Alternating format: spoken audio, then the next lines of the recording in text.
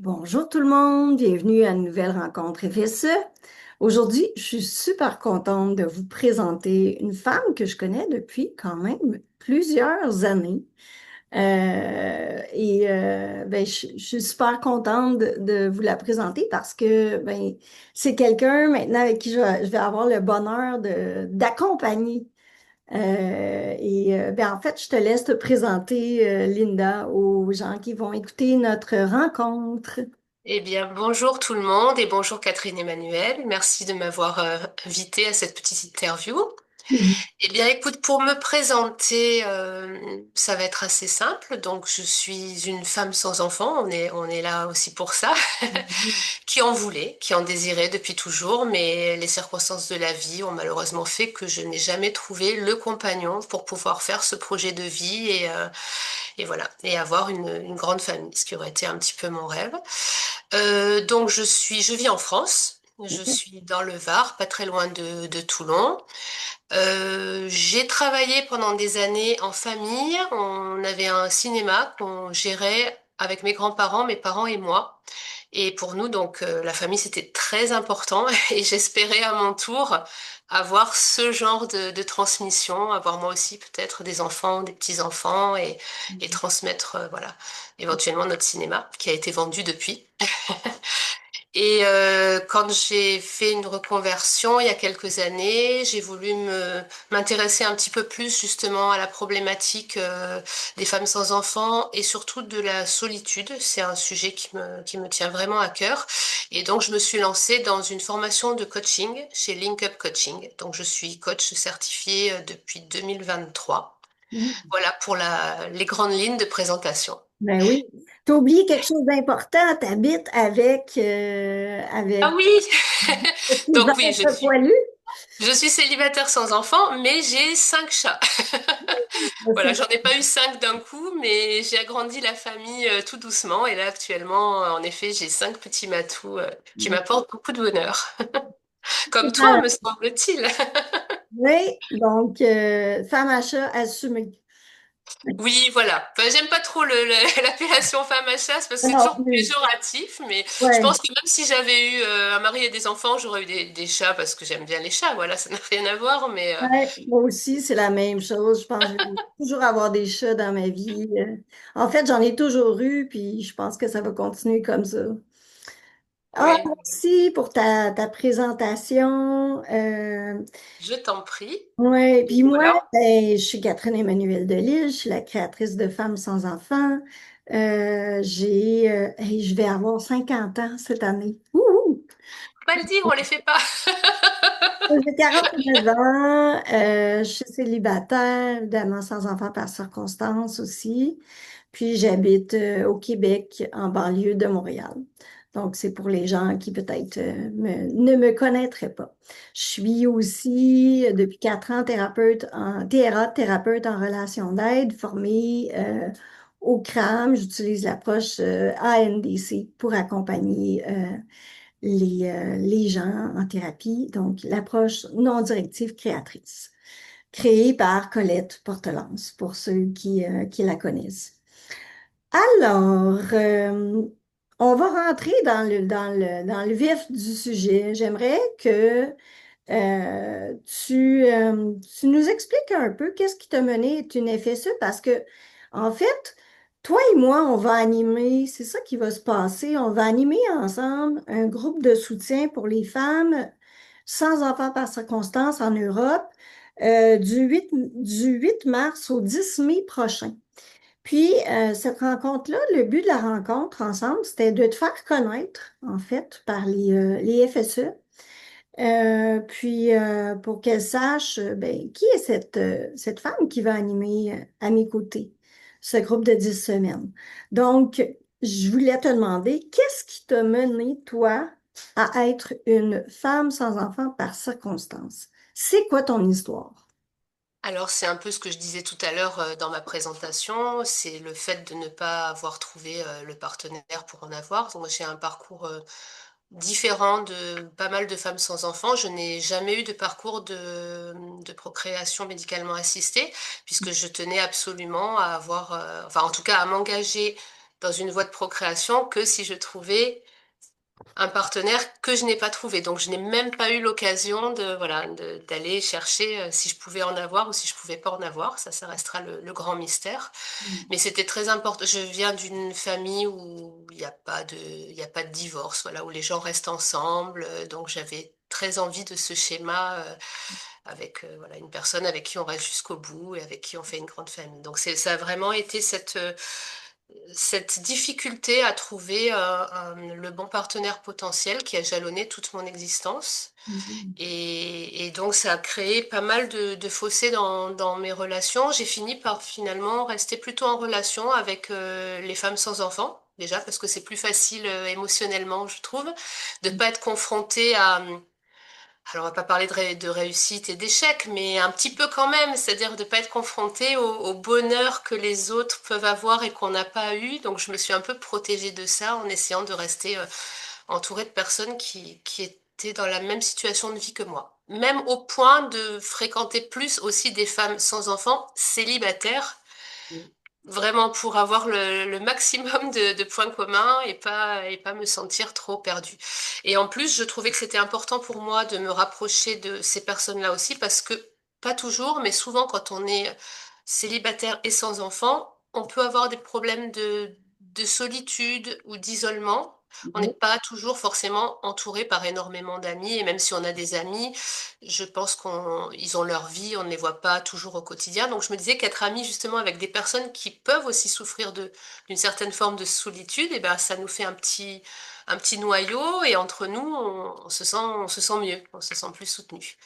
Donc c'est vrai que voilà, mon parcours, ça a été tout simplement ça. Et toute ma vie, je me suis intéressée à réunir les gens. C'est vraiment mon point d'ancrage, c'est la solitude. C'est le fait de ne pas avoir d'enfants Mm. et donc d'être dans une forme de solitude. Et j'ai organisé pas mal de sorties sur un groupe français qui s'appelle, je sais pas si on peut donner les noms Absolument. de Mais oui. groupe. Voilà, il est un petit peu moins efficace maintenant, mais on va dire que dans les années 2008 à peu près, il y avait le groupe qui s'appelait On va sortir, qui Mhm. permettait à chaque membre d'organiser des sorties pour faire en sorte de regrouper des personnes sur des activités spécifiques. Et j'en ai organisé énormément pour permettre aux gens de se rencontrer par thème. J'ai aussi fait beaucoup de rencontres de célibataires pour, voilà, pour essayer de leur permettre de Mm. trouver l'âme sœur et qui sait fonder éventuellement une famille par la suite. Donc c'est toujours dans cette optique de famille et Ouais. enfants.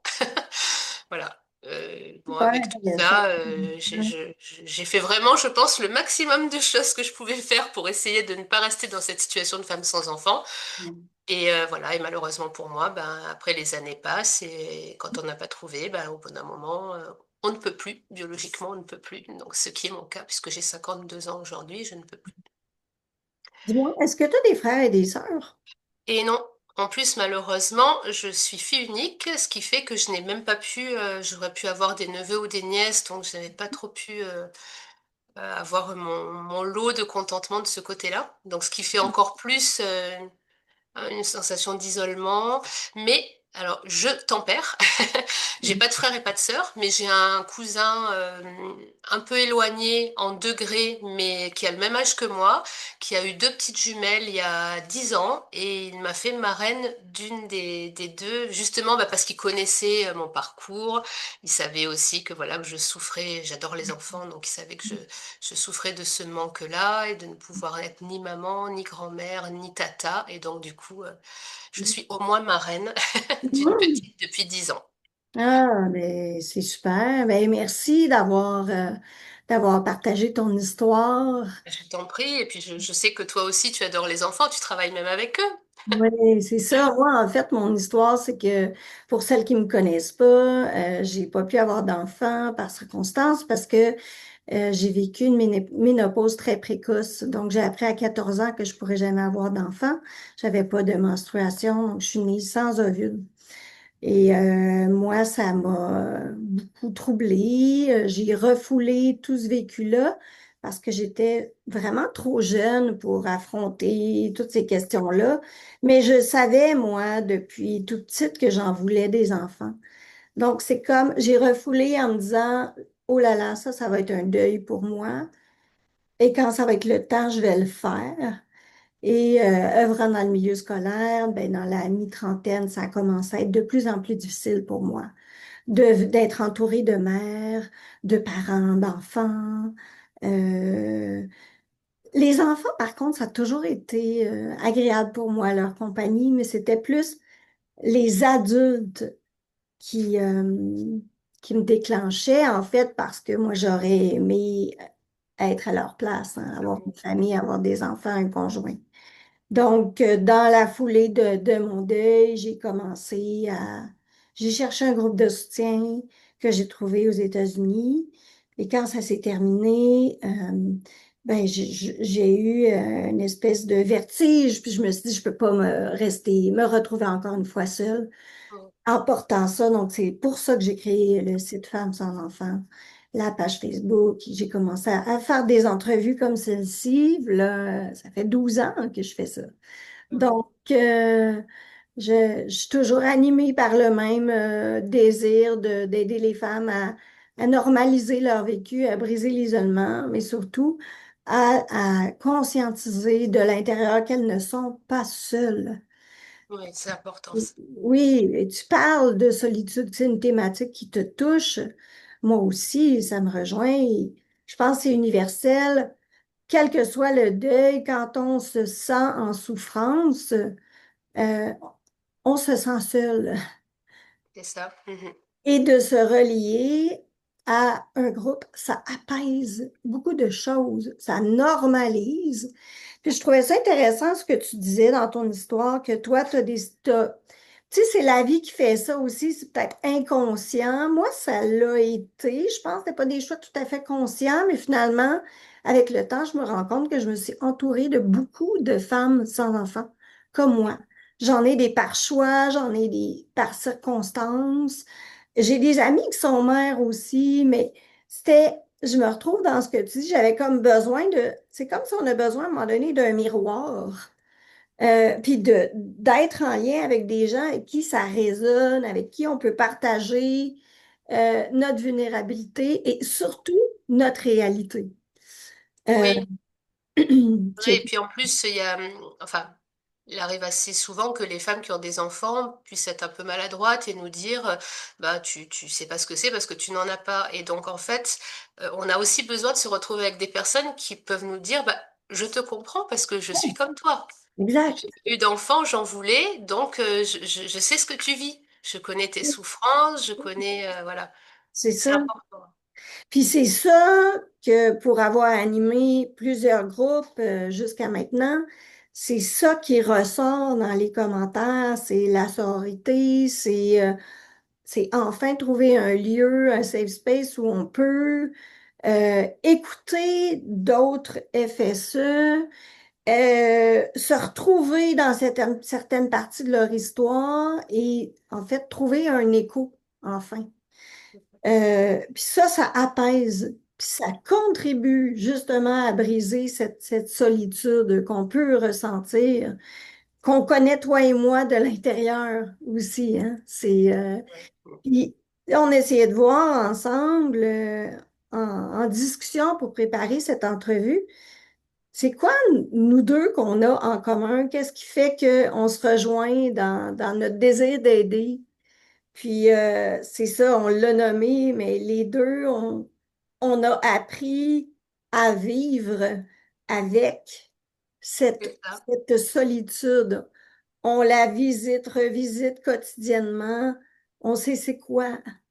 Voilà, il y a une forme de résilience qui vient avec les années. Et puis, Oui, je pense qu'on a aussi toujours voulu, toi comme moi, on est des battantes et on a voulu oui, trouver des solutions en fait à ces difficultés-là, au lieu de se laisser complètement abattre.